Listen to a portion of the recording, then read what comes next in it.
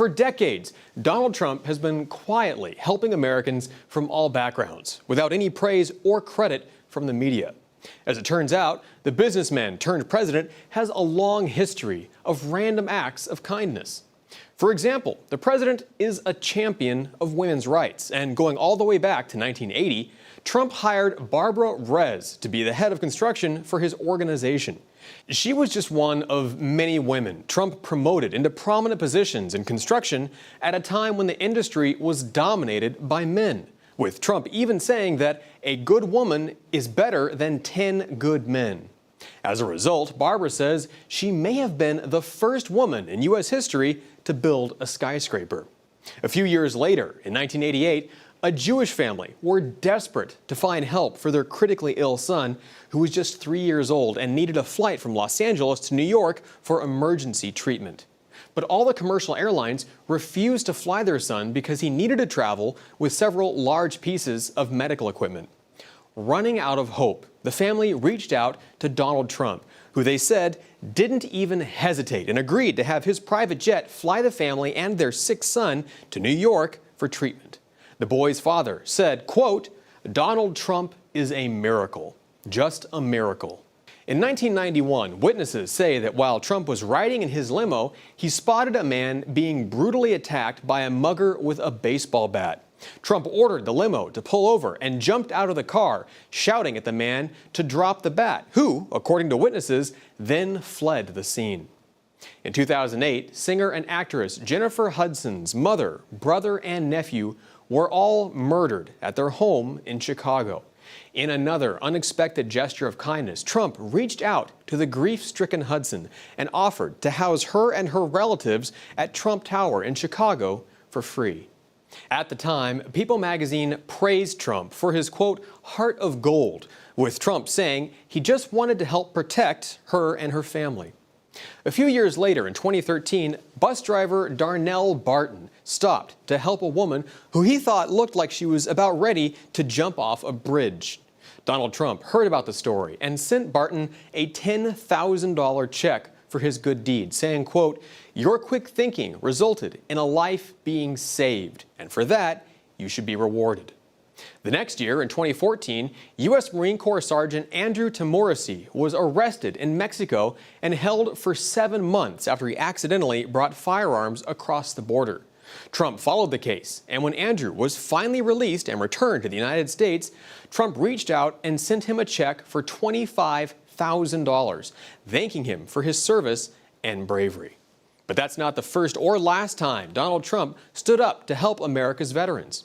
In 2015, then presidential hopeful Trump stepped in to help Army veteran Todd Landon, who was critically wounded in an IED attack in Iraq back in 2006. Trump was holding a rally in Iowa and came down off the stage to speak with Landon, who told him about all the problems he was having getting proper care with the VA, which he said was rife with problems. Trump vowed to help Landon out, intervened with the VA on his behalf, and the very next day, Landon said the VA contacted him and shortly after approved compensation payments for his injuries. Trump took it a step further after he was elected president, and reversing nearly a decade of neglect from Obama, Trump forgave the student debts of nearly 50,000 permanently disabled veterans. In 2017, President Trump heard that the family of Army Corporal Dylan Baldridge was struggling after their son was killed in Afghanistan. Vowing his support for the family, President Trump personally sent them a check for $25,000 and instructed his staff to create an online fundraising page to help the family out. These are the stories the mainstream media doesn't want you to know about. And they're just a few of the many examples over the years of when President Trump took a stand and helped people who, in many cases, had nowhere else to turn. No one expected Trump to help. It's not mentioned in any of his campaign promotions, and he never makes any big speeches about it. He just did the right thing because no one else would, and it needed to be done. Listen to how disgusting Jamie Lee Curtis is in this clip and how I'm going to debunk her TDS. You have to have empathy. You have to care about people. He does not care about anybody but Donald J. Trump. Jamie Lee Curtis, it's losers like you that actually don't care about people. Because he's never demonstrated anything. In 1988, he used his private jet to transport a 3-year-old all the way from Los Angeles to New York for specialized treatment because he had a rare breathing disorder. An Army veteran was diagnosed with stage 3 bladder cancer, and his family was concerned about his medical bills. Once he started his treatment, he realized he wasn't receiving any bills, finally learned out from the hospital that Donald Trump had privately paid for all of his medical treatment. In the 1990s, Donald Trump's private pilot's wife was diagnosed with breast cancer, and it was going to be $30,000 for her treatment. Donald Trump paid for all of it and then continued to pay for her additional care. In 1986, he learned of an elderly woman that had $77,000 of debt, and her family farm was going to be taken away because of her husband's suicide. He paid off the debt and paid off the farm so that her family could keep it. In 2008, when Jennifer Hudson lost her mom, brother, and nephew, Donald Trump housed the rest of their family in Trump Tower for a very extended period of time at no cost. He encountered a woman on the Brooklyn Bridge that was about ready to end her life. He stopped, he talked with her, he prayed with her, and then he slipped her a $100 bill. She framed it and then later credited him for saving her life. In the 90s, he came up on a stranded motorist on the New Jersey highway. He stopped to help him, and after learning about his financial and medical issues, Donald Trump sent a check to pay for all of it. In the 1980s, he learned from the news about a family that lost their home in New York due to a fire, leaving them homeless, and the dad was facing chronic illnesses. He privately sent them a check to cover housing and medical costs. In 2016, before he announced his presidency, he met a veteran that was struggling with PTSD. He sent him a check for $10,000 to help him get treatment and to help stabilize his family. In the 1980s, he covered the cost of a heart surgery for a little boy whose family was denied insurance coverage. He sent a $10,000 check to a bus driver in New York that found a woman in distress on a bridge where he stopped to talk to her as she was about to end her life. He wrote him a letter talking about his heroism and the donation check. In the 1980s, he paid to repair the elevators in the Harlem hospital. In 1995, Trump's limo broke down on the New Jersey highway. A motorist named George stopped to help them change the tire. Trump paid off his house, over $100,000. In the pre-2000s, he met a homeless woman that he offered to pay for her housing. He put her up in one of his Trump buildings and is paying for it indefinitely, and has paid to have fresh flowers delivered every single day to brighten up her home. When Trump was still in school, one of his classmates' fathers passed away, and Donald Trump's father, Fred, ended up paying for the rest of his education so that he could continue to go to school. Once Donald Trump graduated, he continued that promise and paid for the other 3 kids to finish up their schooling.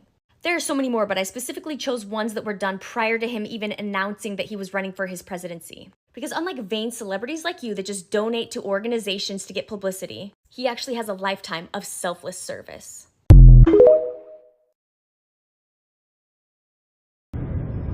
I am a squatter in Donald Trump's building, Trump Tower, in New York City. As you can see, I'm in my pajamas. There's Central Park right there. I came in here about 9 years ago and snuck in the building and just started occupying one of the empty rooms in here. By the time our housekeeper noticed I was here the next day, she called the manager and they called the New York City police, who came up here and told me I had to leave or I would be arrested. When I told them I would not go, they contacted Mr. Trump over the phone, and he came down here. Instead of him evicting me off the property, he said that I can stay. And it's been 8 years I've been here. Not only did he not evict me off the property, he makes sure that I get 3 meals a day by room service, and that I get a delivery of fresh flowers every week. If it weren't for him, I'd be homeless. I'd be dead right now. I'd be in the street. I asked him, how am I going to pay him back for all of this? And he told me I can pay him back whenever I get it, which is never. I have no idea why he did this for me. It's been 9 years, and I've been here for totally free, and I haven't paid a dime.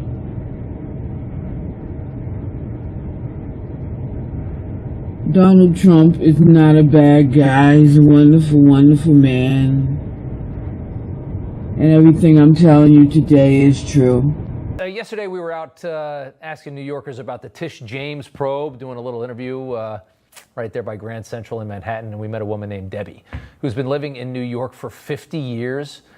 And this woman blasted Tish James, said she loves Trump, says Trump saved her life one night in New York long before he was president, back in the Apprentice days. Told us quite a story. Take a listen. Trump saved my life, literally. My dad and my mom passed at the same time. I was in a bad place. I was going towards the Brooklyn Bridge. Don't ask me why, but I was.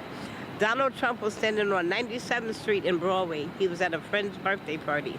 And when he saw me coming past, I was hysterical in tears. And he gently grabbed my arm. He was like, whoa, wait a minute, are you okay? And he said, well, I don't know what you're gonna do right now, but whatever it is, forget about it. Take it out of your head. Your mom and dad wouldn't want that. And he talked to me till I forgot all about what I was gonna do.